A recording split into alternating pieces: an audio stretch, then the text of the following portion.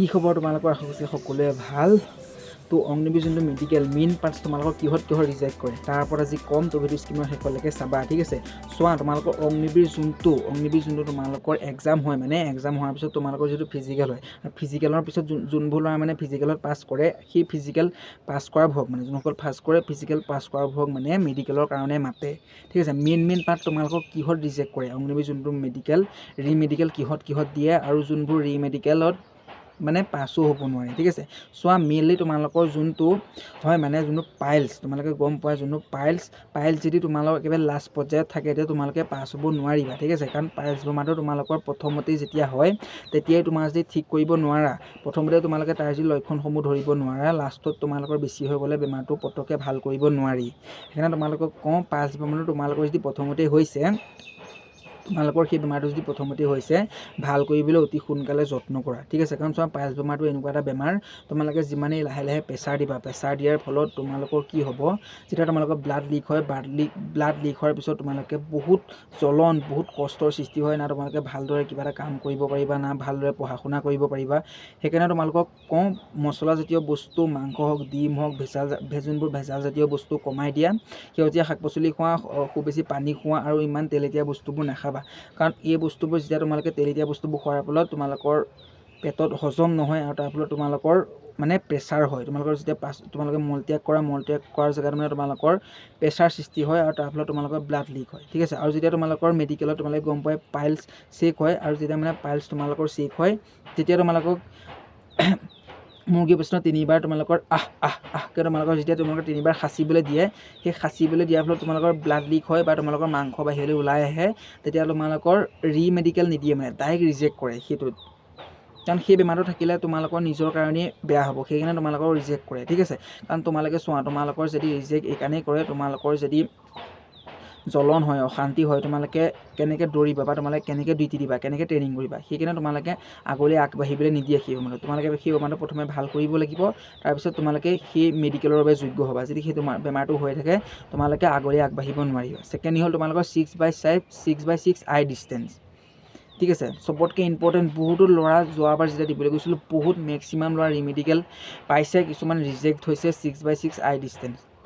সেই বেমাৰটো কেলৈ হয়, তোমালোকৰ যোনটো চকু প্ৰব্লেম, তোমালোকৰ যোনটো অতি 6x6 মিটাৰ যোনটো তোমালোকৰ এখন এনেকৈ দি তোমালোকৰ যোনটো পঢ়িবলৈ দিয়ে, কেলৈ ৰিজেক্ট হোৱা, তোমালোকে এইকাৰণেই ৰিজেক্ট হোৱা, তোমালোকে খুব গেম খেলা, ওচৰৰ পৰা ডাৰ্ক মোবাইল হোৱাইট মানে চোৱা, ডাৰ্ক মোডত হোৱাইট অন কৰি চোৱা, ডাৰ্ক মোডত মোবাইল নোচোৱা, আৰু তোমালোকে বহুত টিভি চাবলৈ যোৱা, বা ওচৰৰ পৰা মোবাইল চোৱা, খুব গেম খেলাৰ ফলত চকুযোৰ বেয়া হৈ যায়।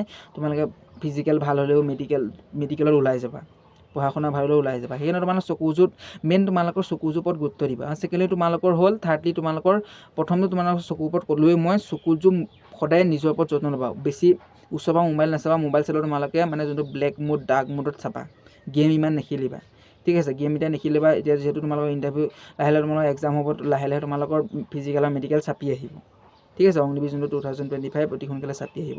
তাহলে তোমালোকৰ নগ্নিত বহুত ৰিজেক্ট কৰে।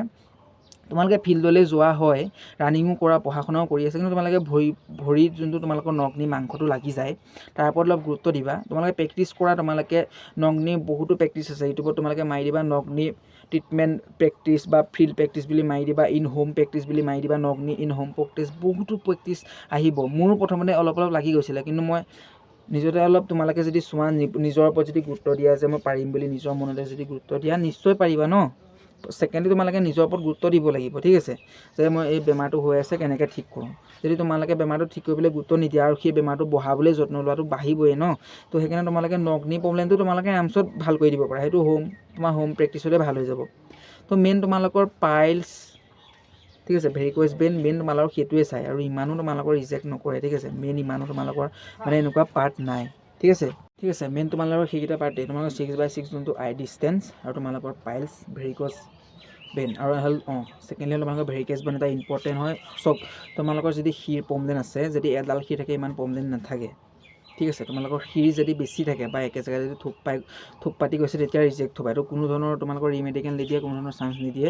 তোমালোকক মই সেইকাৰণে কওঁ, যদি তোমালোকৰ শিৰ আছে, ভেৰি প্ৰেক্টিছ ইমান নকৰিবা, ঠিক আছে। ভেৰি প্ৰেক্টিছ যদি তোমালোকে হাৰ্ডকৈ কৰা, তোমালোকৰ ভৰি শিৰবোৰ বেছিকৈ ওলাই যাব, ঠিক আছে। সেইকাৰণে তোমালোকে ভৰি প্ৰেক্টিছ মানে ইমান নকৰিবা, যদি ভৰিৰ প্ৰব্লেম আছে ইমান ভৰি প্ৰেক্টিছ নকৰিবা, জাষ্ট নৰ্মেল প্ৰেক্টিছ কৰি থকা, আৰামছত পাছ হৈ যাবা। ঠিক আছে। আৰু তোমালোকৰ ভৰি এইকাৰণেই ৰিজেক্ট কৰে কাৰণ তোমালোকৰ যদি ভৰি যেতিয়া তোমালোকৰ ডিউটি পৰিব, যেতিয়া তোমালোকৰ শিৰবোৰ বাঢ়ি যায় মানে তেতিয়া বহুত বিষ হ'ব তোমালোকৰ ভৰিত, আৰু তোমালোকৰ শিৰবোৰ ফাটি যোৱাও চান্স থাকে। ঠিক আছে। তো সেইকাৰণে মই তোমালোকক কওঁ যদি ভৰি তোমালোকৰ প্ৰব্লেম আছে তোমালোকে ভৰি বেছি হাৰ্ডলি প্ৰেক্টিছ নকৰিবা। ঠিক আছে। তোমালোকক কৈ দিলোঁ তোমালোকৰ পাইলছ, নক নি আৰু তোমালোকৰ আই ডিষ্টেঞ্চ যোনটো 6x6 ভেৰিক'জ ভেইনছ, মেইন পাৰ্ট তোমালোকৰ এইকেইটাতে ৰিজেক্ট কৰে, বাকী ইমান পাৰ্ট নাথাকে। ঠিক আছে। মেইন তোমালোকৰ পাইলছত যদি তোমালোকৰ তেজ ওলাই যায় বা মাংস যদি বাঢ়ি আছে তো তোমালোকে এতিয়াৰ পৰাই ভাল কৰিবলৈ যত্ন কৰা আৰু বেমাৰটোৰ ওপৰত গুৰুত্ব দিয়া। কেনেকৈ হৈছে সেইটো প্ৰথমতে জানি লোৱা আৰু বেমাৰটো ভাল কৰিবলৈ ঠিক কৰা, মানে এতিয়াৰ পৰাই গুৰুত্ব দিয়া। যদি বেছি মছলাজাতীয় বস্তুবোৰ খাই থকা বেছিকৈ হৈ যাব, হয়নে নহয়? তো সেইকাৰণে তোমালোকে ভাল কৰিবলৈ ট্ৰাই কৰা। ভাৰতত বহুত লোকৰ এই বেমাৰটো হয়। ঠিক আছে। তো মেইনলি পাৰ্ট তোমালোকৰ এইকেইটা পাৰ্টতে ৰিমেডিকেল তোমালোকক নিদিয়ে, মানে মেইন যদি থাকে তোমালোকৰ ডাইৰেক্ট মানে ৰিজেক্ট হয়। ঠিক আছে। মেইন তোমালোকৰ ৰিজেক্ট হয়। আৰু পঢ়া শুনাটো তোমালোকৰ বেলেগ এটা ভিডিঅ'ত মই কৈ দিম কিমান পাৰ্চেণ্টেজ থাকিলে তোমালোকে দিবলৈ যাব পাৰিবা। মেইন তোমালোকৰ মেডিকেলত এইকেইটা যদি প্ৰব্লেম থাকে তোমালোকৰ কোনো ধৰণৰ মানে চান্স নাথাকে, মানে ৰিজেক্ট হৈ যায়। ঠিক আছে। তো ভিডিঅ' যিমান পাৰা লগাবলৈ শ্বেয়াৰ এটা কৰি দিবা। এটা বহুত ইম্পৰ্টেণ্ট ভিডিঅ' হয় কাৰণ তোমালোকে যিমান কষ্ট কৰি যোৱা যাতে বিফল নহয় সেইকাৰণে ভিডিঅ'টো বনালোঁ, যাতে আগতীয়াকৈ তোমালোকে জানি থোৱা। ঠিক আছে। আৰু যদি এইকেইটা প্ৰব্লেম আছে তোমালোকে আগতীয়াকৈ ভাল কৰি লোৱা, তাৰপিছত ইণ্টাৰভিউ দিবলৈ যাবা। ঠিক আছে।